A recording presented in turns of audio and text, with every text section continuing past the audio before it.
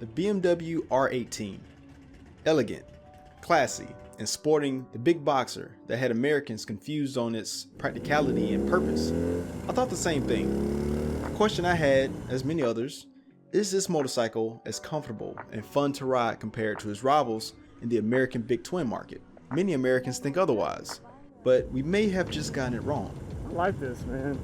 I really do like this. It's actually pretty, it feels pretty easy to ride. Alright, impressions of the BMW R18, in this case, I guess the standard, but the first edition was also available.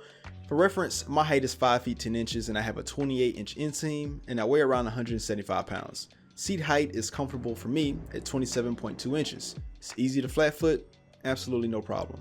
I didn't have long with the R18, but I got a chance to ride this bike at the first annual RevZilla Moto Fest at the Texas Motor Speedway. Oh yeah, it does feel like a boat. I remember hearing about the R18 when BMW first announced the R18 2 concept in 2019 before releasing details on the production variant of the R18. Since this test ride, a lot has changed with this platform, including the release of the R18 Bagger and the R18 Transcontinental. The whole idea behind the R18 is this being BMW's version of a heavyweight cruiser, set up for longer rides with convenient features like cruise control and the standard BMW option of heated grips. Also power modes, ABS, traction control, slipper clutches, drag torque control, hill control, all that. It takes aim at the American V-twin market with this 800cc Big Boxer Powertrain pumping out 116 pound-feet of torque and 91 horsepower. Coincidentally, that's synonymous with Indian's 116 power plant. Woo! Oh man, it's torque is so much dang fun. Born from German engineering and heavily inspired by the R5, the R18 is BMW's take on bringing another heavyweight motor to the American, or in this case, the global cruiser market. The last time they attempted a motorcycle like this was the BMW R18 famous in James Bond Tomorrow Never Dies. It ran from 1997 to 2004 and it was powered by a 1200cc 61 horsepower boxer twin, and it came with many options that you see on the R18 now. The R1200CL was the luxury version of the R1200C, and for a motorcycle in 2002 it came with heated grips, heated seats, ABS, an alarm system, cruise control, and some of those features being priced as add-ons for some motorcycles in 2021. And as I always say, every motorcycle needs cruise control. That's my campaign and I'm sticking to it. When R18 was announced, there were comments that this motorcycle was too late too soon, and that the American market favored a forward footing position, which this doesn't have because of the cylinder heads protruding from the sides. But as always, people jump to conclusions about a product simply off an announcement. And for me, I'm an individual that likes to see for myself whether something works for me or not. Oh!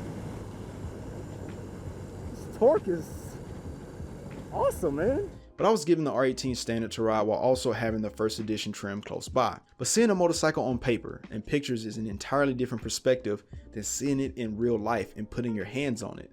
And as I always say, get out there to these events, see these motorcycles for yourself, and of course, ride them. Crap, I don't know what the red line is. I need to find out though. Dude, this is fun. But just like all BMW motorcycles, the fit and finish on this bike is spot on. The other accessories available from the Rolling Sands collection are also a cool touch. I'd say easily my most favorite feature is seeing the exposed driveshaft components on the rear. There were talks on whether or not this design would make it to production from the concept, and I'm happy that it did. It's a defining feature on the R18 that sets it apart from anything else on the market. A second favorite feature are the heads protruding from the sides. Of course, that makes maintenance for the valve clearances easy. It's a signature boxer look, and also engineering with the motor being mounted transversely. But it gives the R18 a different type of character and a different feel when you start it and you're throttling it down. Got that pull. Yeah. Okay. There are very few motors that stand out to me, and the Big Boxer is definitely near the top. When looking at it, it's like a piece of art sitting in a frame with everything else just surrounding it, right? So yeah, the overall look, I dig it.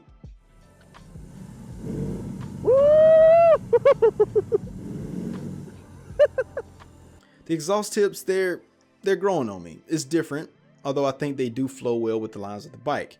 It takes some getting used to, but I do like the available Vance and Hines option as well. Oh.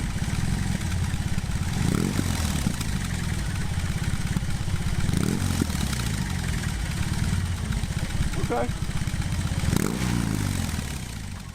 But as you can hear, they're not overly loud, and they do have a different take on how the exhaust follows the lines of the bike, but overall, I like it. But also with these bikes, they're decked out in chrome. I'm not fully a fan.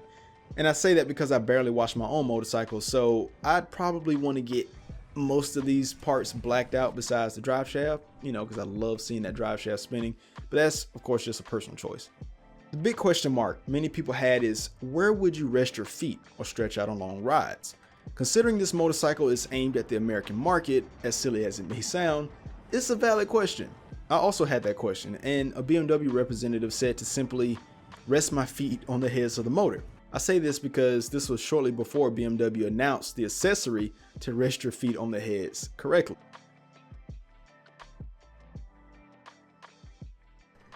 I can tell you that I had no problems doing this even without the accessory, so it's definitely an option. I did feel a bit of heat coming from the motor heads. I mean, it's a motor, right? It's generating heat, but it wasn't enough for me to raise alarm. So again, it's an option. Yeah, so how does that Big Boxer feel? I'm not gonna lie to you, I was skeptical. I thought BMW could have done more, but that was before I rode it myself. Woo, this thing will get up there, man. Again, that's part of me stereotyping the bike before I even ride it. I wanted to see a bit more top end, maybe north of 100 horsepower, but that could be me getting greedy considering what this bike is for. The R18 is a lot of fun to ride, even though redline does come pretty quick. The wet weight is around 761 pounds, and you feel every single pound of that weight. The center of gravity for R18 is low, but for riders that can't back up heavier motorcycles, there is an option for reverse gear, making maneuvering convenient, while the hill start control function facilitates uphill starts. Here's a demonstration.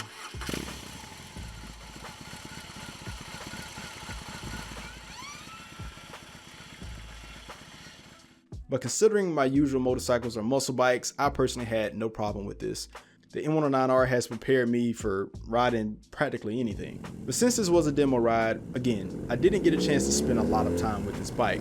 Actual riding was around like 30 minutes, and that time was, again, 100% enjoyable. The low center of gravity of the bike allows it to sweep through the turns. It doesn't feel overly heavy, and of course when you throttle down, it does make the bike kind of move side to side even when you're in the curve, so it does get a little weird. But if you're aggressive enough, you will scrape the pegs quickly. Suspension is of course firm and not too stiff. Woo! If you, oh, peg scrape. Once we got on the highway, I was able to test out the cruise control and the wind blast, and also stretching my feet out on the heads for comfort. Wind blast actually wasn't too bad, and I think that's because the bike sits kind of low. Bumps also overall weren't terrible. You got 4.7 inches of suspension travel in the front and 3.5 inches of travel in the rear. Of course you feel bumps, but they're not completely jarring, right? On the other models that they had available for demo, some of them had floorboards, windshield options, and also saddlebags. They had all the options. Brake feel was okay at first. I later realized that the brake adjustment was set to one of the softest settings on the lever. Once adjusted, the brakes, they felt fine, but this is after the test ride was over with. But you got dual 300mm rotors and 4 piston calipers up front. You got a 300mm and a 4 piston caliper in the rear, giving the R18 plenty of stopping power, so no issue slowing down this 760-pound hunk of German metal. When getting into the higher RPMs on the Big Boxer, I did feel a bit of vibration in the handlebars, but no issues with excessive shaking at a stoplight. Got some vibration in the handlebars here. Not a lot, but it definitely feels a bit buzzy at higher RPMs.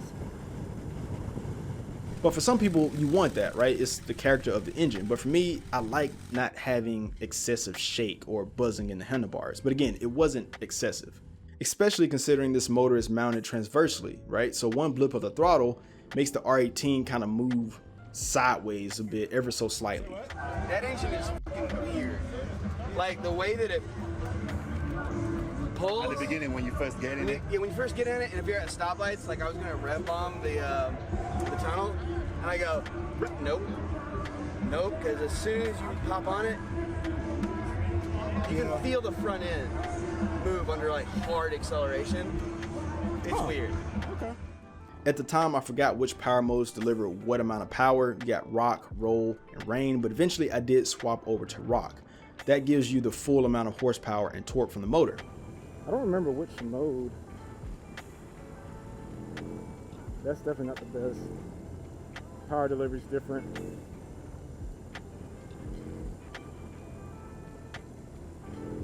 I didn't have any complaints with the ride-by-wire system as it didn't lead to a choppy throttle. First impressions with that, BMW did very well on the fuel mapping. The seat actually did a really good job at holding me in. I didn't feel like I was going to fly off the back of it, so yeah, the stock seat does a really good job as well. The sensation is like the torque is always there, and with the low stance of the bike, you actually feel like you're moving faster than probably what you really are. But you can hear the joy in my voice. But overall, this motor, it surprised me. I really wouldn't mind having more time with it.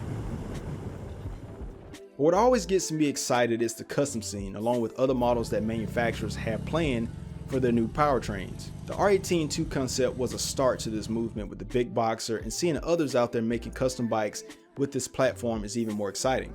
We've already seen the new R18 bagger and the Transcontinental, but I'm personally more interested in seeing something more muscle based. Thicker tires with a more aggressive riding position, making it more drag style.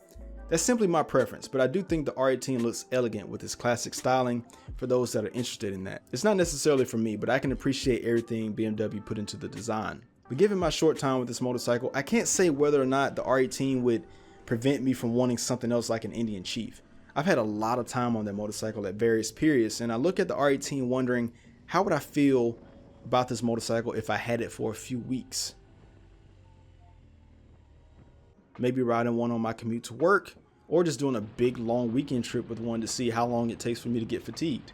A lot of that curiosity can't be solved from a simple 30-minute impressions ride, but that's where you come in. Clicking the thumbs up button on this video and leaving a comment can get this video in front of BMW to make that happen, because I promise you, they're watching. I like it. I freaking like it. I like it. It feels, obviously it feels very premium with this being a BMW. They've done a lot of work making it have that classic feel, but with modern aesthetic and modern technology. But I really like this Boxer. Again, my first Boxer experience was on a R9T a few years ago, and I really like the R9T. I actually considered buying one when I was looking at the, before I bought my Scout Bobber. And this is, Truthfully, I want more time with it. And I always like having more time with motorcycles to build some sort of connection with them. But even off of a quick 30-minute ride, I get the appeal. I like this a lot more than I thought I was going to. I like this a lot. Yeah, like, I really... But if you enjoyed this, consider getting a ride on the R18 yourself. But as always, thanks for watching, and if you're subscribed, I'll catch you in the next one.